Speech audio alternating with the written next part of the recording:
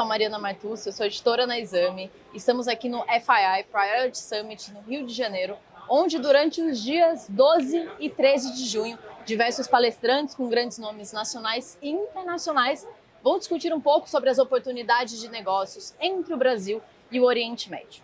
Para falar um pouco sobre esse cenário de negócios de startups, a gente recebe aqui Ingrid Bart, empreendedora de fintechs. Muito obrigada, Ingrid, por estar aqui com a gente, conversar conosco. E para começar, eu queria falar um pouco sobre esse panorama geral de oportunidades de negócios entre o Brasil e o Oriente Médio, principalmente no que diz respeito à internacionalização das nossas startups e quais são os setores que mais podem se beneficiar com essa aproximação. Legal. Bom, super obrigada pela oportunidade. É um privilégio fazer parte desse evento e um privilégio poder contar um pouco dessa história.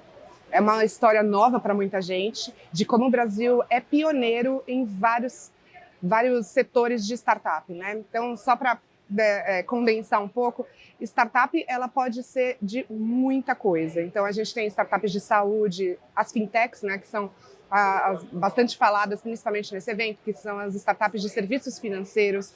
A gente tem as agritechs, que são voltadas para o agronegócio. Tem as de educação. Então, a gente tem startup permeando vários setores da economia. E, especificamente nesse evento, a gente está falando das fintechs. As fintechs brasileiras, elas são a vanguarda da inovação mundial.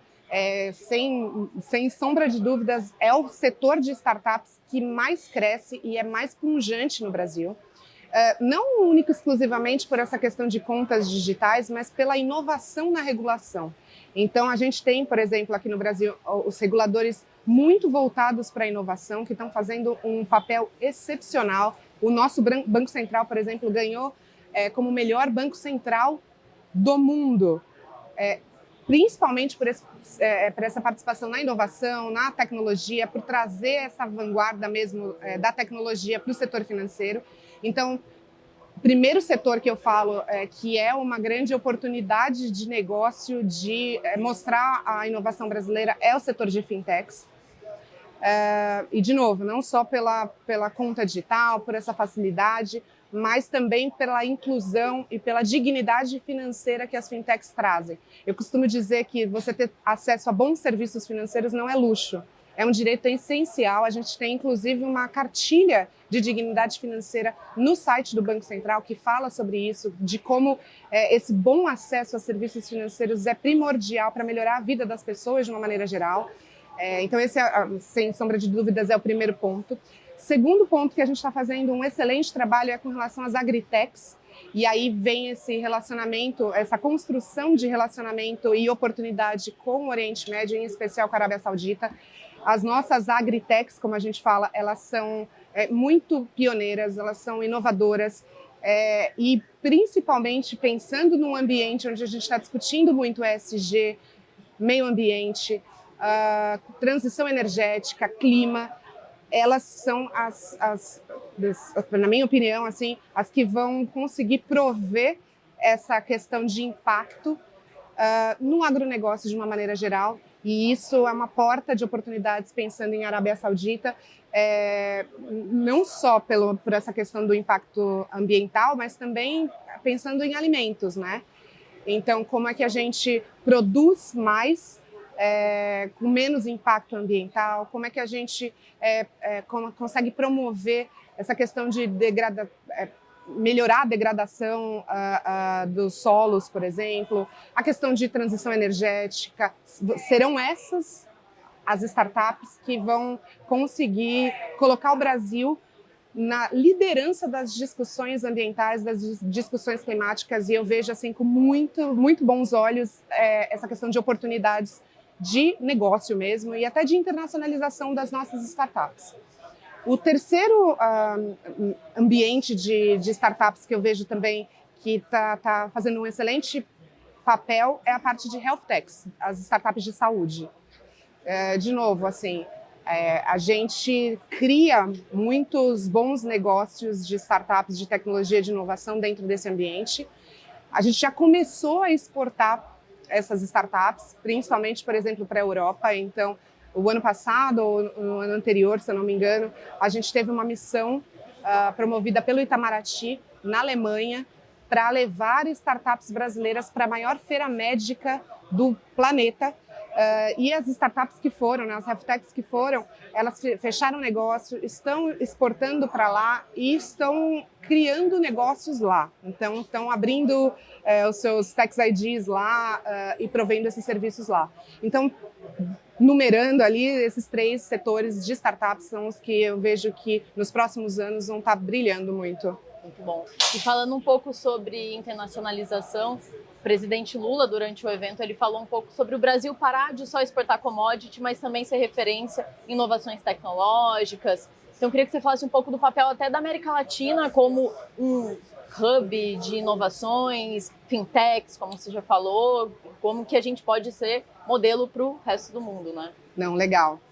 É interessante falar sobre isso, porque eu estou como líder do Startup 20, que é o grupo de engajamento de startups e pequenas e médias empresas no G20. E aí, esse grupo começou no ano passado, eu fui representar o Brasil na Índia, e o ano passado também tive a oportunidade de conhecer muitos ecossistemas de startups, de tecnologia ao redor do mundo. Então, eu fui para a Índia, fui para a China, Portugal, Espanha, Israel, Estados Unidos, enfim. E uma coisa que eu comecei a mentalizar foi que cada uma dessas regiões tem as suas vocações naturais. Então, a gente fala que uma das vocações naturais do Brasil é commodity, mas pensando no ambiente de tecnologia e inovação, a gente também tem as nossas vocações naturais. E muitas vezes a gente não se enxerga dessa forma. E uma das vocações naturais do Brasil não é, por exemplo, criar uma nova inteligência artificial. Não é o modelo mental brasileiro. Só que o que a gente é muito bom? Criando projetos, utilizando como base inteligência artificial que já criaram. Então, a nossa vocação natural é a criatividade, é a inovação, é essa resiliência de pensar em soluções novas para resolver problemas antigos. E aí, pensando na nossa vocação natural, o que eu vejo como grande oportunidade para o Brasil, e pensando nessa questão de internacionalização, são as nossas ideias. As nossas ideias vão ser as nossas próximas commodities. A nossa inovação é a nossa próxima commodity e que o presidente falou que a gente vai exportar, eu tenho certeza absoluta disso. Então, a partir da inteligência artificial, que já criaram, a gente não precisa reinventar a roda, o que de soluções inovadoras a gente está construindo? E eu posso falar com bastante convicção que a gente está construindo muita coisa legal. E aí a gente estava falando, por exemplo, dessa questão de agro. Poxa, a gente está criando startups com inteligência artificial para saber o momento exato da colheita, para saber qual é o estado do solo, para otimizar processos que hoje são muito manuais ou muito demorados. Então, a gente já está criando esse tipo de coisa e, com certeza absoluta, isso vai virar nossa nova commodity, que é essa inovação utilizando tecnologias que já são existentes. Afinal de contas, a tecnologia ela é meio, ela não é fim. Então, pensando, por exemplo, na própria inteligência artificial que a gente está falando muito, vai chegar um ponto em que não tem mais uma evolução, até por questões de regulação que está surgindo, a gente não vai conseguir mais avançar na inteligência artificial, né, da maneira que a gente gostaria. E aí a gente vai começar a olhar para a tecnologia do que ela está sendo meio de resolução de problemas. E aí eu acho que o Brasil é matador no bom sentido de criar essas novas empresas, visões e possibilitar essa inovação em vários setores. Eu falei, por exemplo, setor de fintech, a gente é o melhor do mundo. Não tem discussão. Não vamos entrar nessa discussão. Só aceita. A gente é melhor do mundo e tudo bem ser melhor do mundo, entendeu? E muito porque a gente não inventou a roda. O produto financeiro, no final do dia, é uma commodity. Cara, boleto, ninguém vai fazer alguém gostar de pagar boletos, entendeu? Então, boleto, assim, não tem a inovação do boleto. Mas o ponto é, como é que você facilita essa experiência do usuário? Então, o que a gente é muito bom é facilitar a experiência do usuário com relação ao acesso a serviços financeiros. Você vai para qualquer outro lugar do mundo, é quase impossível você abrir uma conta pelo celular e que a conta fica aberta no mesmo dia. Quase impossível. Pensando em, poxa, Europa, por exemplo, que é muito bom. Europa e a Inglaterra também, eles são bem referência com relação à fintech, mas hoje é quase impossível você abrir na Europa uma conta corrente através do celular e tal, como é aqui no Brasil, é tão fácil aqui no Brasil. Sim. Então, eu vejo que a gente é muito bom criando realmente essa solução de infraestrutura, mas quem criou o código não foi o Brasil, entendeu? Então, quando eu falo de vocação natural, nossa vocação natural, nosso modelo mental não é essa questão de deep tech. Tudo bem, mas vamos valorizar aquilo que a gente é muito bom, que é de criar essas soluções em cima das tecnologias que já foram criadas em algum lugar do planeta, que é a vocação natural, por exemplo, da China, nessa questão de inteligência artificial, Estados Unidos. Então, é um pouco da minha visão com relação ao que a gente pode exportar, das nossas ideias. E falando um pouco, você falou um pouco sobre o que a gente pode exportar das nossas ideias, aproveitando um pouco do gancho até do evento, tem gente de toda a parte do mundo aqui. O que você acha que a gente pode importar de ideias, principalmente dos países do Oriente Médio? O que você acha que o empreendedor brasileiro pode pegar de lição desses outros países? Eu vou ser um pouquinho provocativa. Eu acho que o empreendedor brasileiro precisa se sentir pioneiro. Então, eu acho que essas oportunidades de conversar, de fazer relacionamento com outros lugares do mundo, pode trazer essa visão de como a gente é muito bom. E eu vejo que a nossa autoestima é muito baixa. Então, ter eventos como esse vindo para o Brasil, primeiro, não é ao acaso. Não é porque a gente é legal. É porque aqui tem boas ideias, tem boas oportunidades. Então, acho que a primeira coisa que a gente pode aproveitar de eventos como esse é ter essa visão, esse novo olhar sobre o Brasil, essa nova narrativa que está sendo construída a respeito do Brasil. Até falando um pouco da minha experiência, principalmente no ano passado, como representante no G20, eu ouvi isso de uma delegação internacional, que o Brasil é ótimo, todo mundo gosta dos brasileiros, nós somos muito simpáticos, sorridentes, agradáveis, somos receptivos, mas ele falou dessa forma: samba, carnaval, futebol, caipirinha e sol. Mas ninguém lembra do Brasil para fazer negócio. Isso foi para mim um grande solavanco de ver como a gente precisa fazer esse papel de embaixador brasileiro, literalmente, embaixador dos nossos negócios, e isso não é pensando de maneira privada mesmo, né? Então, poxa, ninguém vai fazer negócio com um país, primeiro, que ninguém lembra, segundo, que todo mundo fala mal. E nós, brasileiros, a gente gosta de falar mal do Brasil, né?